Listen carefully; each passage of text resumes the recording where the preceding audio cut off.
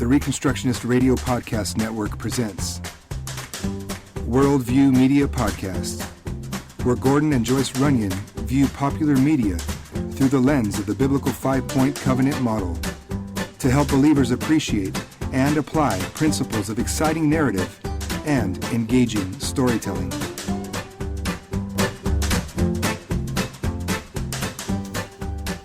Hello and welcome to the Worldview Media Podcast. My name is Gordon Runyon. I'm your host, and I'm joined here by my wife Joyce, a woman who could never be mistaken for a robot. True. And this is the podcast on the Reconstructionist Radio Network where we actually start talking about what does it mean to take dominion in the area of arts and entertainment. Recons in general, we're good about saying that, you know, the law of God and the dominion of Christ should be in every area. Mm-hmm. And so we talk about things like law and politics and business and family and how we do all of these things and how we apply the law to it. And we mention it should also be about arts and entertainment. Well, it goes back to all aspects. And so we always do mention that art should be involved, but we don't do a lot of talking about what that would actually look like. Yeah. It's a lot easier to talk about politics and government and stuff like that. And so here's the show where we talk about media and storytelling and entertainment. We're here today to talk about an independent movie that we were able to watch via Amazon Prime as we took on a flight as we were flying back from Florida. And this independent movie, it wasn't promoted very well, and because it's an independent movie, there's not a lot of money behind it. And the name of the movie is Ex Machina. Now, it comes from the Latin phrase Deus ex machina. And it is permissible, according to Merriam-Webster, to call it ex machina and not machina. But nice.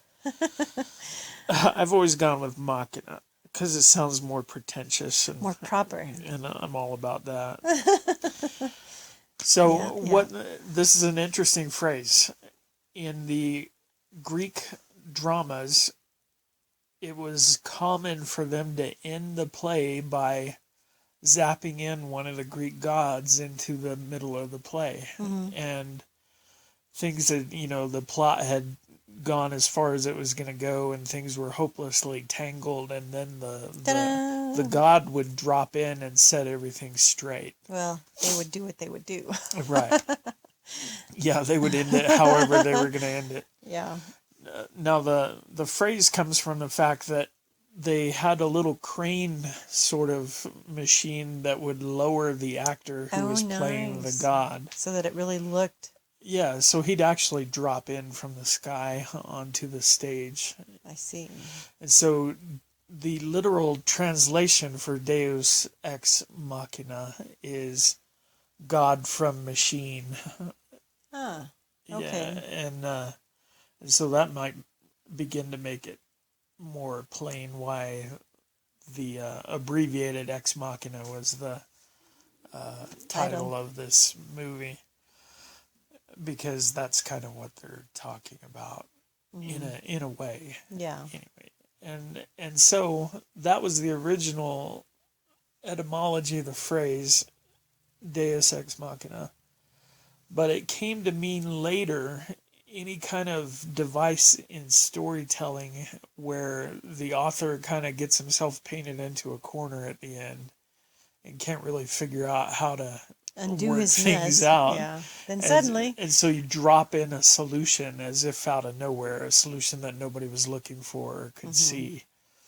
And that's generally been thought of to be a really bad way to tell a story. To resolve things. Yeah, and we've kind of talked about that here, that when you work on a plot, you want to have the solution come about organically and naturally. Okay, so that kind of explains the title. Mm-hmm. Now the story is about, and I've forgotten all the names already. I remember the name of the robot that we'll talk about, but it's a pretty simple story. Few characters, not a whole lot. Yeah, not a grand cast or anything. Yeah. But the story is that you have a kind of a low-level computer programmer working for a gigantic corporation, tech company. Yeah. And he gets invited to go spend a week at the house that's owned by the owner of the company. Mm-hmm. I'm going to call the good guy Gary. So Gary goes for good. Yeah. Okay, so Gary the programmer goes to the house of Blake the bad guy. Ah, very nice. And so the bad guy got rich apparently creating a search engine program that revolutionized the internet and all that. So he has this house that's out in the middle of nowhere. It's remote. And fortress. By the way, the cinematography there was really pretty. Yeah. The land that it's in. I looked it up and found out it's actually on property owned by a hotel in Norway. Norway? Yeah, is where it was shot. Some of the mountains kind of remind me a little bit of maybe Hawaii type. Oh, I didn't get that, but... Well, just the mountains. And then as you came in, of course, it was different. Just the sharp... There were waterfalls and stuff like that. Yeah, the sharp mountains in Norway. Interesting. Okay, so that was one positive thing the movie had going for it, is really a beautifully shot in terms of all its outdoor scenes and all of that. Okay, so Gary is invited by Blake to spend a week at Blake's house, and he wins a prize. Supposedly, yes. Right. And I'm going to try not to reveal a lot of spoilers and all that. So Blake reveals to him at first that the reason he's brought him there is he's going to help him decide whether or not he has succeeded in creating artificial intelligence. Mm-hmm. And what he wants him to do is implement what's called a Turing test. And remember, we did the podcast on the Imitation Game and Turing, the guy that was in that. And the test was that, or the way they explained it is that the test is that if you create a machine and you can't tell you're dealing with a machine, but you think you could possibly be dealing with a human, then you've created artificial intelligence or whatever. Depending on how you look upon it. Right. And so the whole rest of the movie is Gary, the good guy, dealing off and on with Blake, the bad guy, who right from the beginning seems to be a guy who is an evil genius and always seems to be a step or two ahead of what Gary is thinking or doing. And obviously from the beginning has something to hide. And so Gary's dealing with Blake, but he's also dealing with the robot that Blake is testing for artificial intelligence, and it's a robot he's designed to look like a female. Well, sort of, but it's not, you can still tell that it's not real by looking at it. Right. It has, a regular face. She doesn't have skin all over and stuff. Her face like is good, but definitely you can see that this is an artificial. Yeah. And her name is Eva. Now, what I thought about... I thought it was Ava. Ava? Well, okay, EVA. I don't know how you want to pronounce it. So, I thought about, was that name meant to refer back to Eve, of Adam and Eve? But the other thing that occurred to me is Eva Braun was the wife of Hitler. And so it kind of made me wonder if maybe there wasn't symbolism there, too, that she's the woman that's, created by Blake, and maybe he's a Hitler type of guy or something like that. And so the plot of the movie centers around the fact that Gary really begins to think that Ava is sentient and that she's self-aware as a person, and also that Blake may not have really good intentions toward her, and she may be in danger, and he, in a weird way, feels like maybe he's falling in love with this robot girl, and so hilarity ensues. Well, no, that's It wasn't a comedy. no, that's where the suspense and the tension comes, because Blake kind of proves all the way along the line, like I say, that he's thinking a few steps ahead. When he comes in and questions him and says, "Well, what about this?" And he says, "Well, I don't know. What about this?" And so, yeah, and he's got an answer for everything that Yeah. Gary thinks might be wrong, and all that. There were a couple of things that I liked about the storytelling, and you can tell me whether or not you agree, but I liked that it was ambitious enough to really begin to ask questions about, and not explicitly, but the whole story is asking the question about what does it mean to be a person, yeah, and what does it mean to be self-aware, and where does consciousness come from, and then the fact that they were willing to play with that and actually tell a story around that, and they were willing to do it at a speed and a pace that's not very commercial these days. I read online that one of the reasons it was done independently is because the creator of the show was already hearing from the big movie companies. the industry. Yeah, that they wanted them to punch it up a little bit with some action sequences and stuff like that, and then it's just not that kind of movie. Yeah, I was thinking, yeah, how would you even do that? How do you incorporate that into The this movie is really more like a chess game than it is like a video game, Yeah. and it's not a first-person Well, shooter. it's all self-contained too. So I mean, you don't have a lot of outside interaction with anybody. Yeah, you'd have to create whole new characters and stuff to come up with. It would completely action. change the dynamic of the movie. Right. And so I appreciated that they were willing to at least talk about those things, and I like the fact that Blake was an evil genius. Mm-hmm. And I think it's always good storytelling when your villain is obviously more powerful and more formidable than your hero. Because, like we talked a little bit ago when we were talking about Dean Koontz and his book on writing, Mm-hmm. you can't make it, his advice was you should always make it tough on your hero. And one of the worst things you can do is have a hero who is obviously way more powerful than the villain that he's being threatened by. There's no tension in the story then. Right. Oh, by the way, sidetrack. This is my vote for why Star Trek Voyager was terrible, is because they didn't really have a consistent villain that was stronger than they were. And that's why toward the end of the series, what'd they do? They started importing the Borg suddenly because they needed a big bad villain. Yeah. And they tried, early on in that series, they tried to have Voyager constantly interacting with a group of bad guys that were lower technology than the Federation and were really no real threat to them.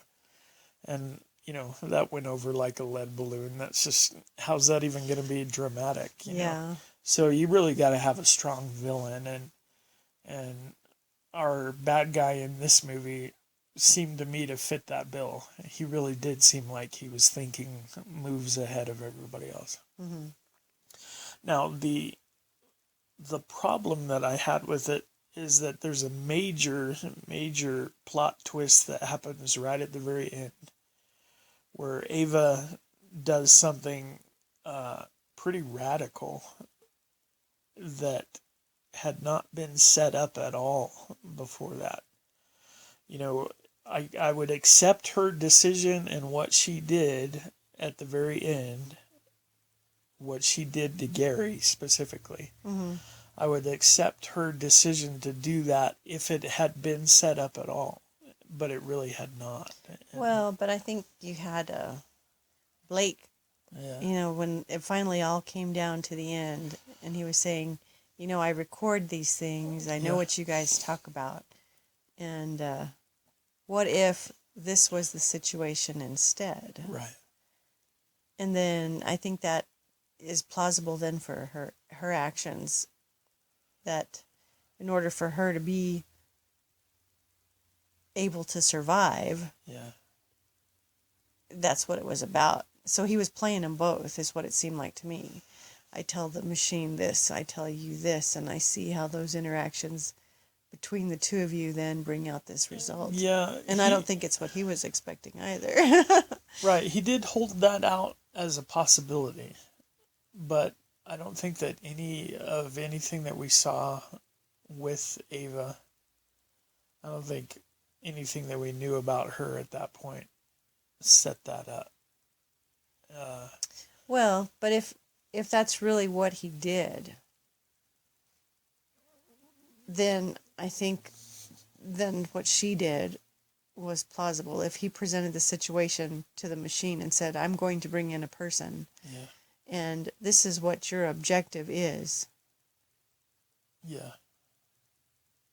then, however this machine does that to get to the end point, he was saying, well, how do you know that she's not being manipulative? How do you know that she's not being forthcoming? Right. How do you know that this isn't what I have set up to begin with? And where you thought you were the person in here to determine this, you really, Yeah. that wasn't what it was about. Well, it still struck me as surprising a little bit. Well, and I think it's out of supposed left to, field. though. Yeah. I think that's the whole twist there at the end, is that you're Sure. like, Yeah. Oh, I know it was meant to be kind of a shocking twist, but I almost felt like it was a Deus Ex Machina, just kind of dropping in out of nowhere. But I don't know. we'll talk about that in just a little bit. Let's take our break, and then we'll come back and we'll run Ex Machina through the lens of the 5-point biblical covenant, and that's what we do. So we'll be right back. The Reconstructionist Radio Podcast Network brings to you a complete lineup of podcasts where you will hear practical and tactical theology. Our desire is not simply that you consume our shows, but that you also live out your faith in every area of life. We can talk all day long about these things, but if we fail to put them into practice, then we fail as ambassadors of Jesus Christ, our King. Subscribe now to your favorite Reconstructionist Radio Podcast Network shows, or you can subscribe to the Reconstructionist Radio Master Feed, where all of the content we produce, including the audiobooks and audio articles, will pop up as soon as they are available. And don't forget to visit reconstructionistradio.com to volunteer as a narrator or to partner with this ministry financially. May the Holy Spirit stir you into action for Christ and His kingdom.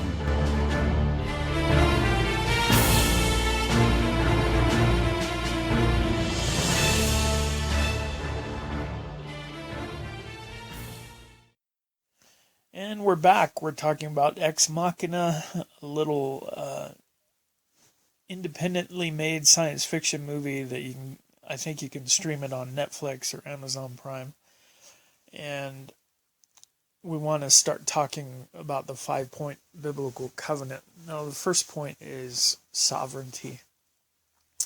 And in the Bible, we see the first point of the covenant generally illustrated by referring to God's, or the first point is transcendence. I said sovereignty, but transcendence and sovereignty are certainly related in the Bible.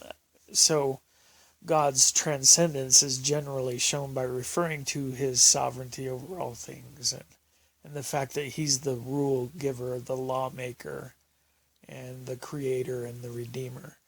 And so when we get to these movies, we want to ask, who is that in this movie? Who does the movie show as being the ultimate source of authority or the ultimate creator? And I feel like this movie kind of addressed that head on. It was one of the questions they had. At one point, the issue was just brought out in the open, where Gary suggested to Blake, if you've created a person, then that's kind of a godlike thing to do, or that's how Blake took his words. And Blake actually seemed like he enjoyed the idea that by creating a self-aware machine that he was proving himself to be transcendent in his genius or inventive abilities or whatever. And so I thought that was interesting. But generally speaking, the whole rest of the movie was based obviously on materialistic, naturalistic, atheistic evolution. And I think that's what well, I'm not sure where to talk about this, but it seems natural here. I think that although the movie was brave enough to talk about what exactly does it mean to be self-aware and all of that, and to be sentient, I don't think the atheist really has the tools in his quiver to be able to really hit the mark on that. Because, and this is what the movie ran into, is if human beings, if our self-awareness and our sentience, our sense of personhood, if that's all just a result of the fact that our brains have evolved into these really advanced computers, basically, then the question becomes just an issue of programming to decide when you've made a person and when you've just made a more advanced computer. And I think this is a problem that atheism has in general. How do you define what it means to be a person? How do you define the mind of a person? Is it the same as just the chemical reactions going on in your head that we call thoughts? And atheism really doesn't have an answer for that, except it's the programming. It's how you're wired. And so it's a very materialistic view of what it means to be a person, or to have a mind, or to be self-aware. It only represents machinery in motion and really advanced programming. And then it becomes self-contradictory, because you're speculating on the one hand that human brains have evolved personhood without any intelligent guidance to that process. And yet here we are as intelligent beings and struggling very hard to recreate that sort of thing in a machine. Yeah. And so to me, you're admitting on the one hand, it takes a really big brain to make artificial intelligence, but it took no brain at all to make natural intelligence. Interesting. Yeah. So, and so I think that's one place where the movie kind of falls short, and it has to, because of its presuppositions, because it has no way of defining what a person is. And on the atheistic scale of things, this occurred to me as well. The ancient pagan way of viewing all of humanity and their gods, the ancient pagan concept is what we call unity of being, or oneness of being. And what they meant was that the lowliest human and the mightiest god in their pantheon are all the same sort of being. They're just, one happens to be in a place, in a state where he's got more power than this other one. So the slave to the slave owner, to the priest, to the priest king, to the gods themselves, it's all a unity of being. And we talk about this a lot. You take a class on Greek mythology, and one of the things that will be pointed out is that the Greek gods are basically just humans with more power. You know? And that's how pagans viewed all of reality, this oneness or unity of being. And it occurs to me that that's where this movie winds up, starting at naturalistic, materialistic atheism, and given unguided evolution. Now you wind up with this uniformity of being, and the question becomes unclear about when does a machine actually become a person, because a person is just a conglomeration of cells and certain activities of chemicals and mechanics. And so if you can create that artificially, then what really separates that machine from the human?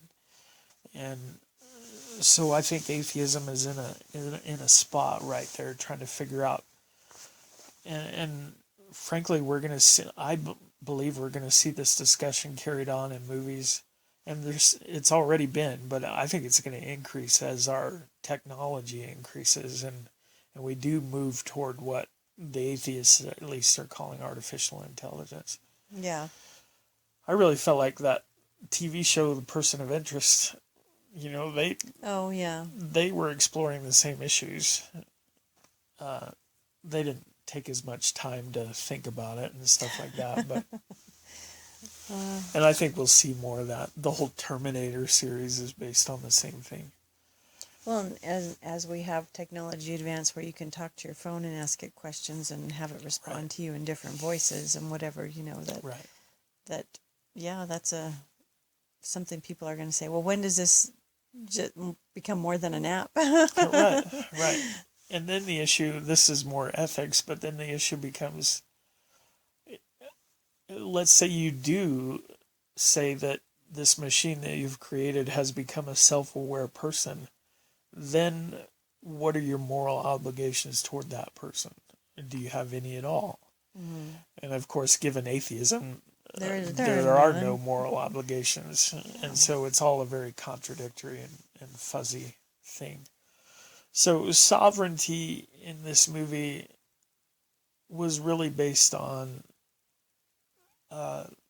Blake and his ability to create what wound up being a person in the movie. Mm-hmm. The second point of the biblical covenant is representation or hierarchy, saying who represents the king, who is his agent, who speaks for him.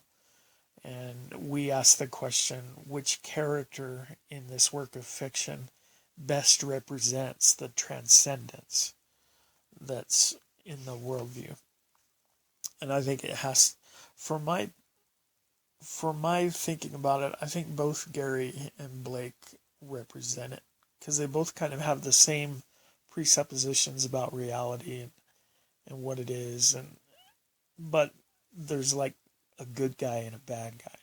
There's a G and a B, and they approach the same questions from maybe different angles. But Blake obviously represents this idea, and it really kind of, it's a modern Frankenstein story where he's assuming the mantle of God the Creator, and he's going to make these things. And then, so if he is the one that's transcendent, how is he also the representative of his transcendence? Well, I'm saying that transcendence, it's man's ability to create, and so the transcendent principle is that unity of being, and that eventually man climbs up the ladder far enough that he becomes like a god to things lower down on the ladder. And Blake represents that, I think. And he began, he was kind of entertaining the thought that, hey, maybe I really am a god. Well, I'm sure he did. Yeah. Very prideful. Yeah. And so then the third point of the covenant is ethics, and we already kind of touched on that, because and the question we ask is, what moral dilemmas are faced by our characters? And that's kind of the whole point of the story, is that the good guy Gary has to figure out, what are my responsibilities in this situation? If I believe that this machine has achieved self-awareness or AI, then does that obligate me to act toward her in some particular way than you would just a computer on the right on the table? So it seemed to me at one point that perhaps this experiment had happened previously. Oh yeah, a lot of times. And so it made me wonder then, what was the thing that happened to whoever had been there, like Gary had been there previously. Because it kind of gives you the impression that, well, maybe this has happened more than just this time. Right. And so is Blake the bad guy just refining things? Yeah. Is the other winner just released into the wild? I mean, I think I had some questions. Where is he buried in the backyard? Yeah, because it's a remote place. Nobody knows nothing. Well, I thought it was really interesting, you talking in that line. I think Gary was thinking along those same lines at one point, and he actually had this shocking thought, maybe he's already killed me and transferred my brain stuff to a computer, and maybe I'm the AI. And so he went in and, cut open his own arm to make sure it was still flesh and blood and stuff like that. Yeah. And by the time he said that, I was kind of sitting there thinking, oh, wait a second. Who's who? Who's the real robot here? Yeah. So that was neat that I kind of had this idea going through my mind. Oh, wait, the twist is going to be that, it's scary. Like in that I See Dead People movie. Oh, wait. You're trying to prove she's an AI, but you're the AI. I thought that was going to be it. But yeah, so that question comes out. If a computer is thinking, then does that obligate you morally toward that computer? And from a biblical standpoint, I don't think that could even be. I don't think that could even be broached, because biblical law is all based on love of God and love of neighbor. And specifically, the Bible's definition of a person would have to take into account a man or a woman who's been created in the image of God. And it's that imago Dei, that image of God that then obligates us to respect that person made in the image of God by keeping the law toward that person and doing no harm to that person. I am not allowed to murder, but murder means killing a man made in the image of God. That same law doesn't prevent me from slaughtering a cow in order to eat the meat or take the leather or something like that. And so, biblically speaking, the law is about how people relate to God and to each other. Yeah. And so you make a machine. The thought of having moral obligations toward the machine is a ridiculous bit of fantasy that only an atheist could come up with. It's ridiculous. But the other thing I've thought of, I had in mind one time writing a story about an AI machine that went off the rails, almost Terminator-like. But I was going to explore the fact it was going to be based on a teaching that Dr. Bahnsen was big on, and his idea was that every decision that we make is at bottom a moral decision, that there are no decisions we make that are not moral. Yeah. And at first that may sound crazy. You're telling me that if I eat cereal for breakfast and not bacon and eggs, that's a moral decision? And yeah, because in that decision, you are assigning value to both of those options. Yeah. And assigning value to a thing is a moral thing to do. Or if I choose to have a candy bar, that's a moral decision, because I'm weighing the fact, well, candy bars aren't really good for you, but I enjoy a candy bar now and then. Yeah. So I'm going to do it. Right. Yeah. So is doing something that's bad for my health, is that worse than depriving myself of this tasty bit of chocolate or something like that? And so every decision we make is moral. Everything that's argued politically is a moral thing. Yeah. And every moral decision, therefore, is governed by the authority of Scripture. And so my idea was to... Well, it has to be, because morality is a issue of right and wrong. And where do you get right and wrong from? Absolutely. Not from the person. That's the only place it can come from, is from God. And so my idea was to have an AI who went off the rails simply because the programmers, the people who made its decision-making capacity had no idea where morality comes from and stuff like that. And so that was going to be a feature of that story. And I still think that's true. If you're going to make computers able to make autonomous choices, you're going to have to tell those computers what they're basing it on. What is valuable and what is not valuable. You can make a chess playing computer, and it has thousands of movement options open to it at every move. But you've told it the move to take is the one that you can calculate the odds and see it's a better move. It's more likely to cause you to win the game at the end. So you've given it that. Well, it has its parameters. Right, you've given it that criteria. But if you design a robot and you say, okay, walk down the street wherever you want to go, you're going to have to put more information than that in there. Sure. Yeah. And, well, maybe you could just make it random. Well, then it's not thinking. Then it's just acting randomly. So I really believe that artificial intelligence is going to flounder and not get anywhere if people who are writing programs don't come to an understanding that, like I say, every decision is moral. So that's an interesting thing to think about. And yeah, that is. And I don't think most people would look at the decision-making process in that manner. But, when you break it down, yeah, it's really... Yeah, well, I didn't break it down. That was Dr. Bonson. But well, it's been broken down for us. Right, but, that's astute. Yeah, it's a great thing. And then and really that opens up everything, because we've got religious leaders, Christian leaders in our day saying that the kingdom of God has nothing to do with politics, or politics has nothing to do with the kingdom of God. And, well, all politics is moral, and therefore all politics is religious. And so that's very interesting.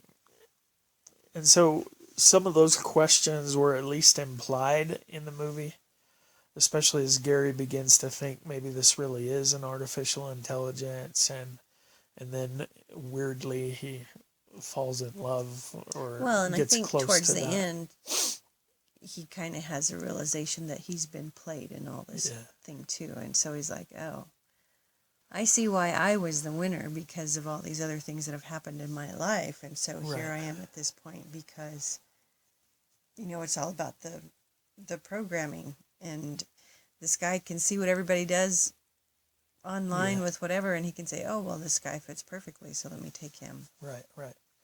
The other ethical thing to talk about, it's the ethics of the movie itself and not so much of the plot, but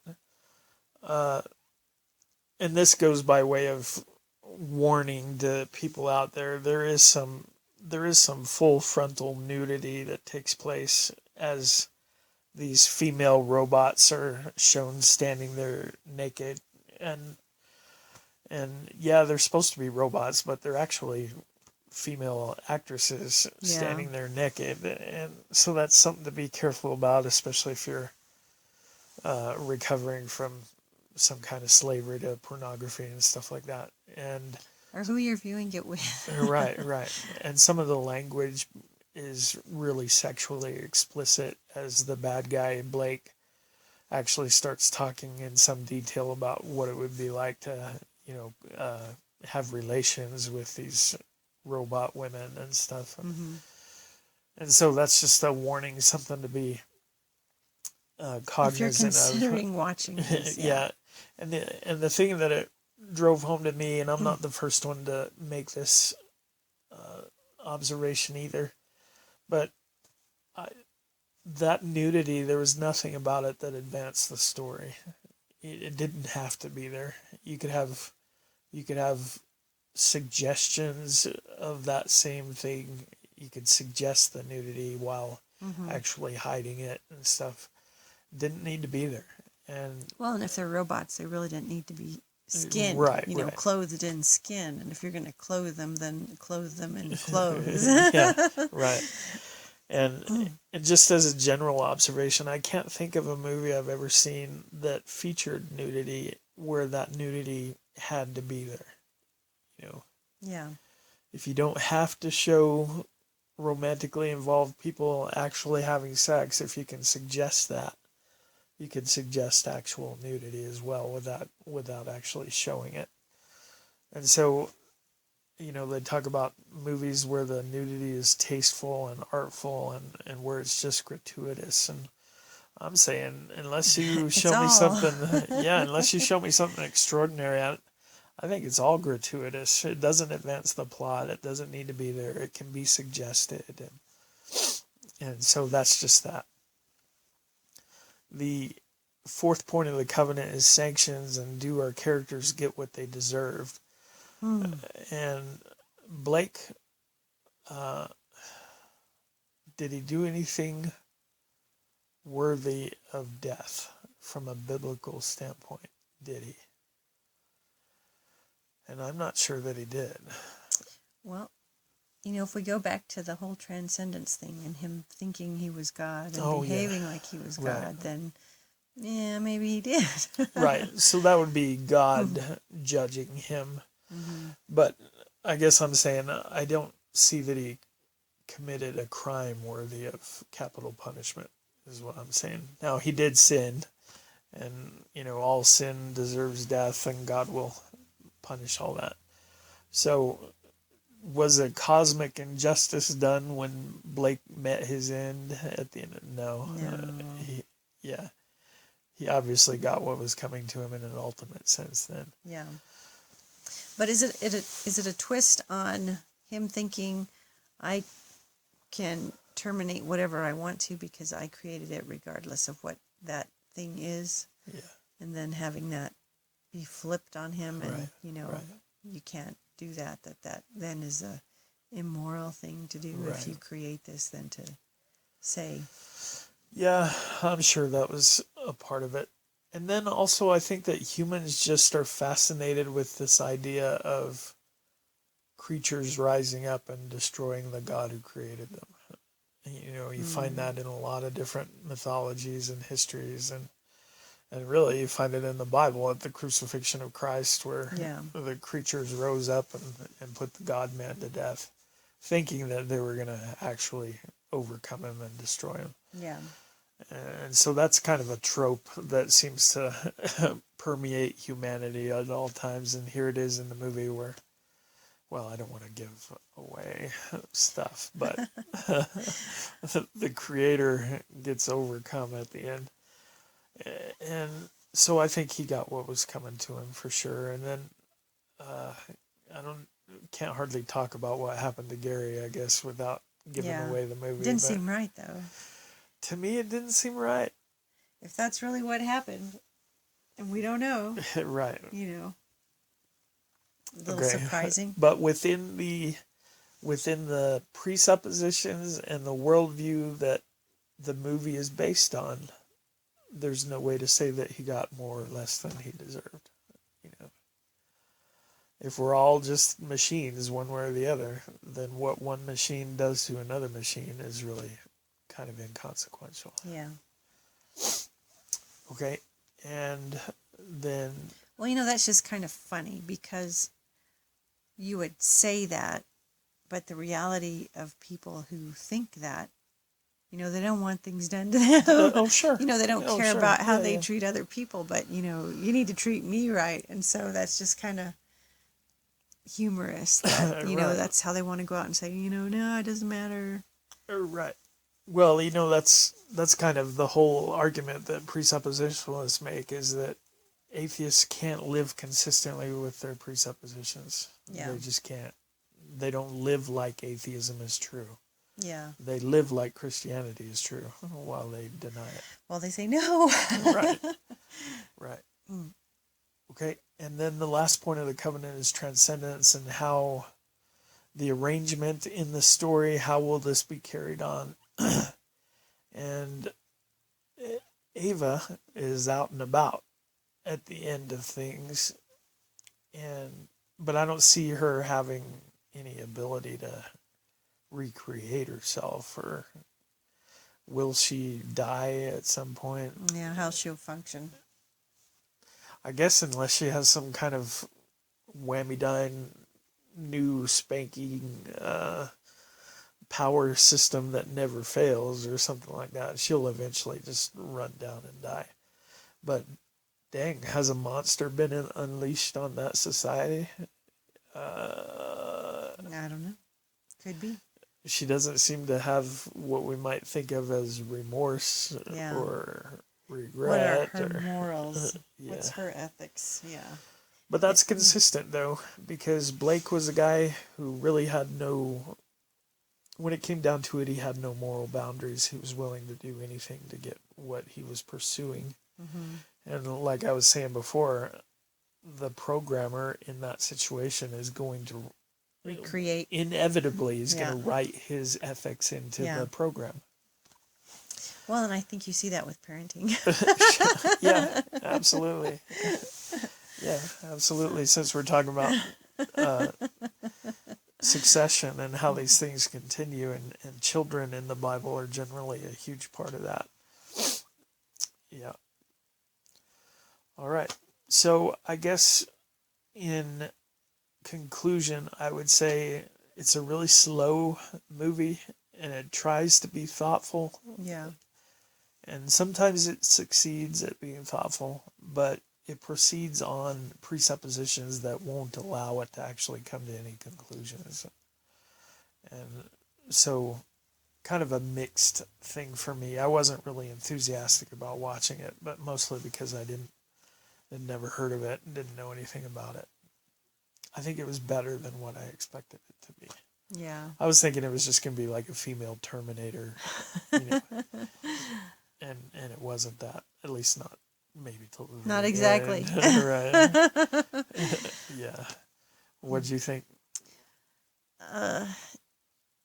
Would I watch it again? No, I wouldn't watch it again. Right. Would I recommend it to somebody? Probably not. It's an okay movie. I think it has some good parts in it, but it's not something, I'm going to go cheer on about or anything like that. So Right. I think I'd probably have to give it a C. Oh, yeah, that's about right. I think that's fair. That's fair. All right, so hit us up on Facebook, Worldview Media podcast page. We're excited about getting whatever feedback we get from you guys.